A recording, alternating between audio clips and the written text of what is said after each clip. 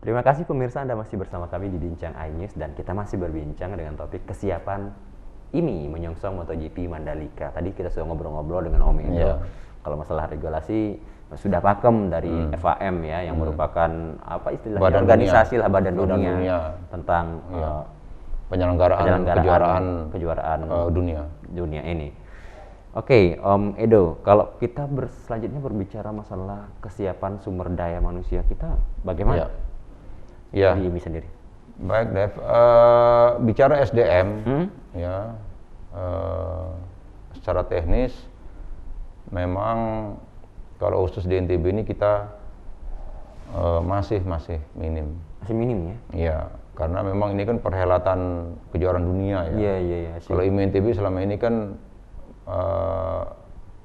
masih terbatas untuk kejuaraan-kejuaraan nasional, kejuaraan daerah yang SDM-nya, racing committee-nya juga, marsalnya juga di level itu, masih kejuaraan-kejuaraan yang kejuaraan balap motor yang bebek gitu ya, seperti Motoprix gitu kan, road race. Gitu. Nah, ini sudah diantisipasi oleh Ibu Pusat bahwa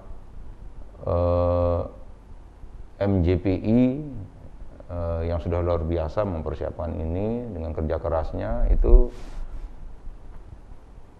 boleh dibilang bahwa dari segi SDM baik itu SDM yang dari FAM, kemudian dari IMI Pusat yang sudah punya license, dan memang kita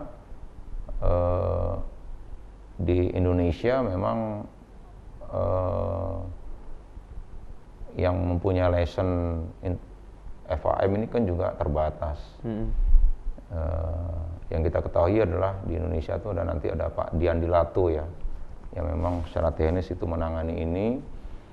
Kemudian IMI NTB sifatnya mendukung, ya mendukung karena memang niatnya baik FAM, Dorna, ITDC, MGPI bagaimana pemberdayaan SDM lokal daerah ini. Langkah-langkah yang dilakukan adalah bagaimana misalnya menyiapin tenaga medis, sejumlah dokter dari NTB, direkrut juga dari beberapa daerah juga seperti itu. Kemudian tenaga marshal itu juga sedang proses rekrutmen gitu kan ya, sehingga karena ini MotoGP ini kontraknya cukup panjang, setiap tahun akan dilaksanakan di Mandalika. Jadi MGPI memiliki strategi bersama IMI Pusat itu bagaimana kita mencetak SDM yang tenaga teknis dari putar-putar daerah NTB, terutama dari Lombok Tengah, dari Lombok, sehingga ini bisa digunakan terus. Ya, kebutuhannya ya mungkin sekitar 350 sampai 400 orang ya yang akan direkrut. Ya, kita harapkan ini terbuka untuk umum, nanti itu secara teknis akan dilatih baik oleh IMI Pusat maupun dari MGPI juga bersama IMI NTB nantinya. Dan sehingga nanti tenaga-tenaga ini apapun kejuaraan yang ada di Mandalika Street Circuit Internasional ini itu NTB sudah memiliki tenaga. Tidak hanya jadi penonton ya. Tidak hanya jadi penonton. Ya kita harapkan dukungan dari pemerintah pusat, pemerintah provinsi, pemerintah daerah supaya memberi kesempatan kepada SDM-SDM yang baik yang dimiliki IMI NTB maupun yang dimiliki oleh masyarakat yang ada di masyarakat yang kita rekrut itu bisa terakomodir dengan baik, sehingga kita melahirkan tenaga-tenaga SDM secara teknis itu berkualitas dan memenuhi standar dari FAM. Karena itu nanti akan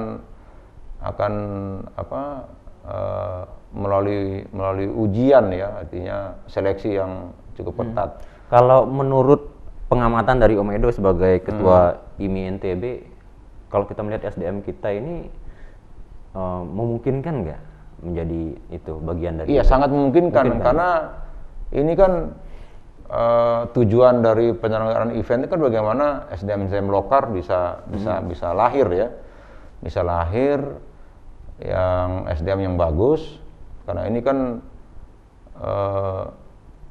tujuan dari kehadiran kawasan ekonomi khusus Mandalika itu kan bagaimana SDM lokalnya bisa terrekrut dengan bagus.